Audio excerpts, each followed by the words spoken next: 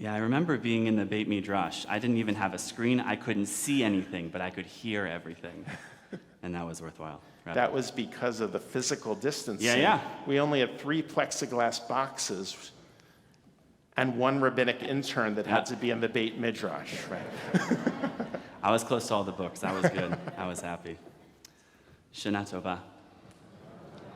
This evening, I share these words of Torah in honor of my classmates, Leah Anderson and Jill Siegel, Zichronot Livracha. And I think of them and the Torah that they continue to give me and the Torah of theirs that lives inside me. So we have arrived. We have arrived at one of the most beautiful times of the Jewish year. A time when we acknowledge the ways in which we have succeeded this year. Perhaps we've formed new relationships. Maybe we've achieved goals that we thought were unachievable. Maybe we've celebrated a simcha, a joyous event that continues to reverberate throughout our mind. So much good has happened this year. We have also arrived at one of the most painful times of the Jewish year. A time when we recognize the ways in which we failed, the ways we've pushed people away, the ways in which we have not met our own standards, and perhaps we've experienced some heartbreaking moments that have changed us forever. On Rosh Hashanah, a narrative is written for each and every one of us. And I imagine that each and every one of us this year has felt joy and some pain, welcomed in new life, said goodbye to people we love. Every single one of us, in some way, has felt the full weight of the world. Each year at this time, we recite the Unetana Tokef prayer, which asks us to take stock of the journey that we've been on this year. On Rosh Hashanah, it is inscribed, and on Yom Kippur, it is sealed. How many shall pass away, and how many shall be born? Parts of us have passed away. Parts of us that don't serve us anymore. And parts of us have been born, nourished, cared for, and loved. Who shall live, and who shall die? Parts of us have lived, breathed, and thrived. Parts of us have been left behind. Who shall perish by water, and who by fire? We have felt the soothing waves of calm, and we have felt the monsoon of emotions that have caused us to feel overwhelmed. We have felt the gentle warmth of a friend igniting our souls and our minds. And we have felt the scorching pain, the all-consuming, unforgiving fire. Who by famine and who by thirst? We have felt nourished, we have felt sustained by the world around us, and we have felt weak, too sick to eat, and uncared for. Who shall have rest, and who shall wander? We have felt relaxed and rested, helping us to thrive in this world, and we have felt tired, sleep-deprived, and unable to carry out our day-to-day tasks.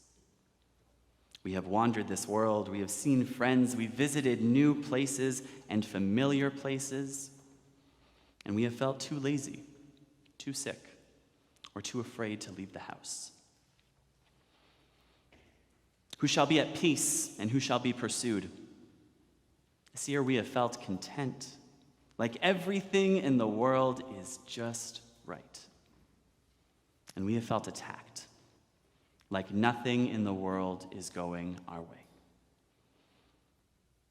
On Rosh Hashanah, it is inscribed, and on Yom Kippur, it is sealed, but teshuvah, tefillah, and tzedakah. Teshuvah, returning, turning inwards, bringing awareness to the complexity within the self.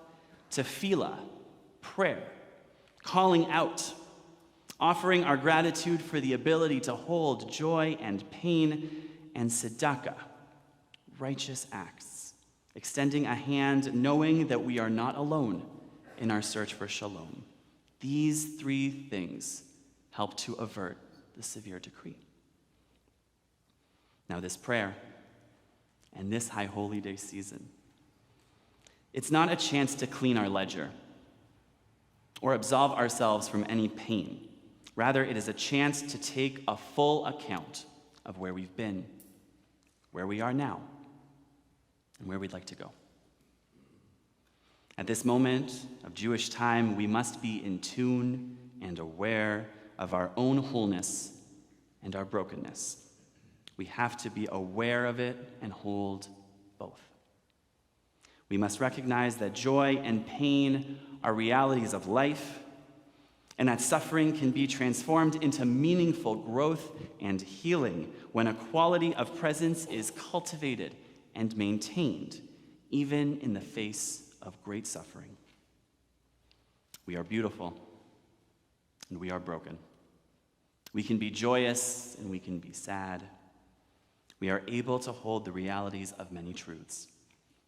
And our liturgy, as well as our Jewish tradition, it asks us to better understand the ways in which we do so. Now, I should state the obvious. I should be clear. This is not easy work. Navigating and acknowledging difficult emotions is not fun. It was Tal Ben-Shachar, a professor at Harvard University, who said that while it is a part of our universal nature to seek pleasure and avoid pain, culture plays a central role in how we deal with suffering. In the West, we generally reject suffering. We see it as an unwelcome interruption of our pursuit of happiness, and so we fight it, we repress it, we medicate it, or search for quick fix solutions to get rid of it. We do not like to have negative emotions. But when it comes to the most painful parts of our lives, there is no hiding or running away from them. They are present and real and have so much to teach us if we listen. So then the question becomes, how do we hold the most difficult parts of ourselves along with those parts that make us proud to be who we are? So in our Jewish tradition, because we always go back to Jewish tradition, we have a practice of holding and connecting these disparate parts of ourselves. It's called cheshbon hanefesh, an accounting of the soul. It's a process of examination, examining who we are and what our words, our actions, our intentions have brought forth this past year. Cheshbon hanefesh, this process, urges us to explore how we have responded to the blessings and the challenges that we have experienced. It calls us to notice the ways we have created connection and well-being, and ways in which we have caused hurt and pain. This process reminds us that we live in relationship to each other and all people on earth, and it urges us toward honest reflection, forgiveness, celebration, and healing. On Rosh Hashanah, it is written, and on Yom Kippur, it is sealed. The story of our year is codified and sealed, and we are not absolved of the painful parts of our lives. We are written into the book of life with a full accounting, a complete account of who we are. The work of Cheshbon HaNefesh is not implemented to fix anything. It's not to fix anything that may have happened over the year. Rather, it is an opportunity to take stock of what lives inside of us, an opportunity to take accountability for each and every part. In our own narratives, the lives we've lived, the pain we felt, the joy we've experienced, all of it is holy. In fact, we are taught that in order to be whole, we must know what it means to be broken. We learn this in the context of Moses breaking the first copy of the Ten Commandments. So Moses descends Mount Sinai and sees the Jewish people dancing around a golden calf. And he takes the two tablets he is holding in his two hands, and he thrusts them into the ground, shattering them. our sages ask, whatever happened to those tablets that were smashed by Moses? And our sages answered, the broken tablets, they were placed in the Holy Ark. They were placed along with the second intact set. So together they remained securely protected. As the nation journeyed through the wilderness, the two sets of tablets in the ark offer a striking metaphor, namely that brokenness and wholeness can and should coexist side by side, even in the heart of the Holy Ark. The idea of brokenness, it's not new to us. It appears in a number of places in the Jewish world. We begin our Seder on Passover by breaking a piece of matzah. When a couple stands under the chuppah, under the wedding canopy, a glass is shattered beneath them into pieces. Throughout the high holy days, we sound the shofar with the broken notes of the shavarim. In fact, the Hebrew root, shever, it means broken. Each and every one of us walks around with a broken set of tablets within ourselves because we are all broken in one way or another. We carry aching loss, frustration, longing, and pain in our hearts and minds forever. The image of the broken tablets, it offers an accurate representation of our lives, and we carry our broken tablets with us, always. After all, it was Reb Menachem Mendel of Kotsk who said, there is nothing more whole than a broken heart. Rashi, the 16th century commentator, says that the two tablets, the broken ones and the whole ones, they sit touching one another in the Holy Ark. The resting place of our emotions is found in the heart, and so here, in this enclosed space, emotions freely move from one place to the next. To be human means to live with two compartments within the heart, the whole and the broken, side by side. When we are in tune, and when we are aware of both of these compartments, we can bring shalom, we can bring peace into our lives by beginning the work of shleimut, the work of achieving wholeness. So God cradles the broken tablets side by side with the whole ones in the holiest place in our tradition. And the symbol of the broken tablets serves as a poignant reminder of our sacred responsibility to be ever sensitive to those who suffer and to reach out and be understanding and embracing of those who live with broken tablets in their hearts as well.